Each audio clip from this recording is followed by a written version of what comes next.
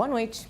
Já está de volta ao Senado o projeto do novo Código de Processo Civil que tramita há 4 anos. O assunto pode parecer puro juridiquês, mas diz respeito a cada um de nós e a forma como a justiça é feita. O meu convidado de hoje é um dos integrantes da comissão revisora desse projeto, o advogado e professor universitário Fred Didier.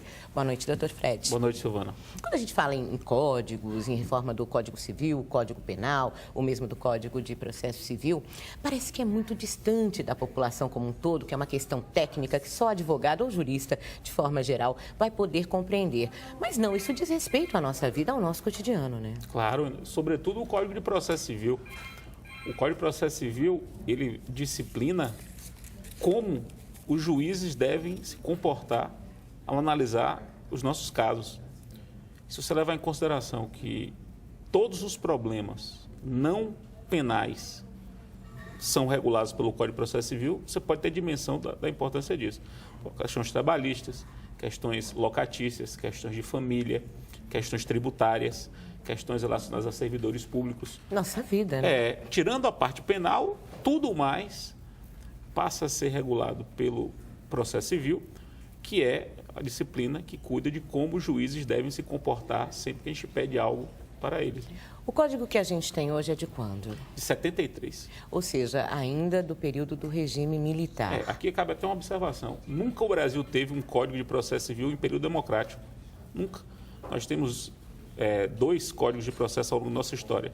Um em 39, Estado Novo, e o outro em 73, ditadura militar. Ambos com caráter, tem um forte caráter autoritário, no sentido de dar muitos poderes ao juiz e ignorar a participação das partes.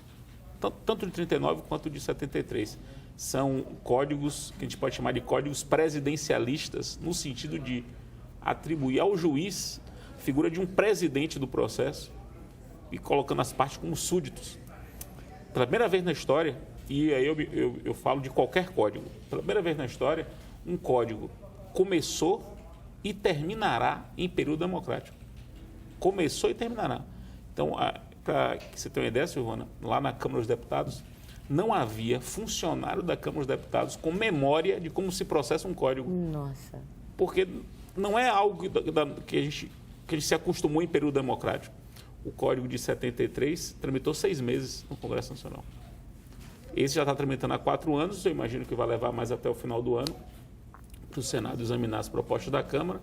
Um código produzido em ambiente democrático, com forte viés democrático, não só na sua produção, como nas propostas normativas que ele traz. A gente costuma falar que o Brasil tem muitas leis, tem um excesso de leis. Qual é o tamanho do código que está em vigor hoje? É um código grande? São muitos artigos? Veja, o código de hoje tem uns 1.240 artigos. É muito? Disso.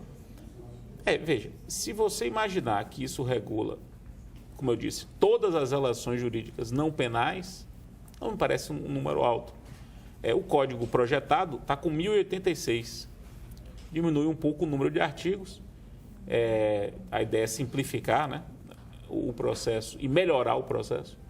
As pessoas falam muito em acelerar o processo. Acelerar é uma coisa importante, mas não é fundamental. Quer dizer, rapidez pura e simples não é valor para nada. É preciso um processo rápido e bom. Um processo rápido que permita decisões boas, que gere decisões boas. Então, a ideia era fazer um projeto de código que permitisse decisões mais rápidas e melhores. E você acredita que a rapidez virá? Porque essa é uma grande queixa, né? A qualidade, claro, diante de 4 anos de tramitação, foi mais rápida no Senado, mas foi bastante longa na Câmara, com supressão, inclusive, de alguns artigos. Mas você acredita que isso pode dar realmente rapidez à Justiça ou colaborar nessa rapidez? Veja, o problema de velocidade na Justiça, de celeridade, problema, eu diria para você, quase sem solução. Aqueles problemas que parece que não tem solução. Porque para você resolver o problema de rapidez, você tem que atacar 3 pilares. A norma, quer dizer, o pilar normativo, você tem que ter normas que permitam e ajudem essa velocidade. Você tem que ter uma mudança cultural. Não é fácil você mudar a postura dos advogados, a postura das partes, a postura do juiz e dos servidores. E a mudança estrutural. E aqui eu me permita fazer uma consideração sobre a parte estrutural. A justiça brasileira, ela foi estruturada para julgar conflitos de duas pessoas. Conflitos que nas faculdades de Direito, os professores até hoje usam isso como exemplo. Litígios de Tício contra Caio. Eu, particularmente, nunca vi um Tício na minha vida. Mas, normalmente, os professores da Faculdade de Direito usam esse exemplo. Não, porque Tício demanda contra Caio.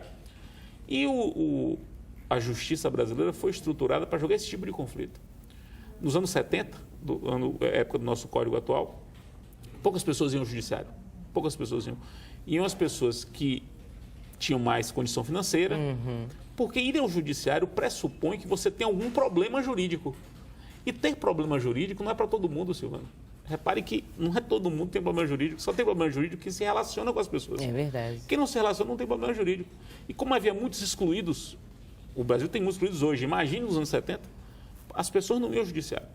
O que aconteceu? Com a inclusão social, com a massificação das relações sociais, a inclusão de milhões de pessoas, e aí não é exagero, milhões de pessoas na atividade econômica, como consumidores, como segurados da Previdência, como beneficiários de programas de governo, como funcionários públicos, como empregados, enfim. As pessoas foram sendo incluídas, foram se relacionando. Esses milhões de pessoas entraram muito rapidamente, historicamente falando. 40 anos não significa nada do ponto de vista histórico. Então, é muito rápido.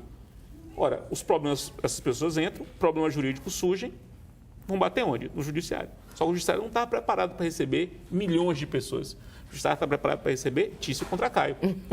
Então, quando o litígio se transforma de Tício contra Caio para X alguém contra um litigante habitual, como os órgãos públicos, os entes públicos, as concessionárias de serviços públicos, os bancos, etc., o judiciário não estava preparado para isso.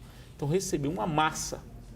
Então, a gente tem que reestruturar o judiciário para a realidade atual, que é uma realidade que eu não consigo ver em nenhum lugar do mundo semelhante, porque nenhum lugar do mundo tem as características do Brasil. Um país continental, um país democrático, com acesso à justiça facilitado. Nem nos Estados Unidos é assim. A justiça americana é muito cara. A justiça brasileira, nos juizados, por exemplo, é de graça.